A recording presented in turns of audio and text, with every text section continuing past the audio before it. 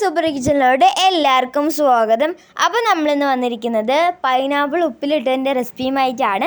അപ്പോൾ നമുക്കിത് എങ്ങനെ ഉണ്ടാക്കാമെന്ന് നോക്കാം. അതിനു മുമ്പായിട്ട് നമ്മുടെ ചാനൽ ആരെങ്കിലും ആദ്യമായിട്ട് കാണുന്നവരാണെങ്കിൽ ലൈക്ക് ചെയ്യുക, ഷെയർ ചെയ്യുക, സബ്സ്ക്രൈബ് ചെയ്യുക. നിങ്ങളുടെ അഭിപ്രായങ്ങളൊക്കെ നേരെ കമൻറ്റ് ബോക്സിൽ പറയാം.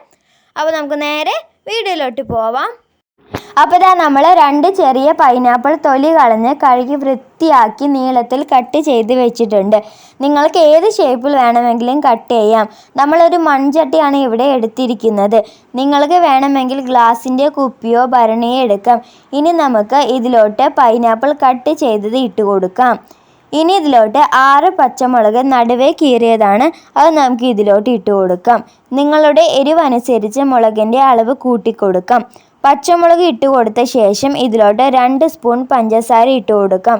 ഇനി നമുക്ക് ഇതിലോട്ട് 3 സ്പൂൺ ഉപ്പിട്ട് കൊടുക്കാം. നിങ്ങൾ എത്രയാണോ പൈനാപ്പിൾ എടുക്കുന്നത് അതിനനുസരിച്ച് ഉപ്പിൻ്റെ അളവ് കൂട്ടിക്കൊടുക്കാം. ഇനി ഇതിലോട്ട് 4 സ്പൂൺ വിനാഗിരി ഒഴിച്ചു കൊടുക്കാം. ഇനി പൈനാപ്പിളിൻ്റെ മുകളിൽ നിൽക്കുന്നത് വരെ തണുത്ത വെള്ളം ഒഴിച്ചു കൊടുക്കാം.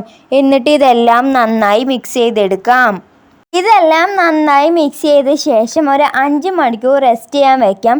അതിൽ കൂടുതലായാലും കുഴപ്പമില്ല. അപ്പോൾ നമ്മുടെ പൈനാപ്പിൾ ഒരു നൈറ്റ് ഫുള്ളും വെച്ചതാണ്. ഉപ്പെല്ലാം നന്നായി പിടിച്ചിട്ടുണ്ട്. നമ്മുടെ പൈനാപ്പിൾ ഉപ്പിലിട്ടത് ഇവിടെ റെഡിയായി വന്നിട്ടുണ്ട്.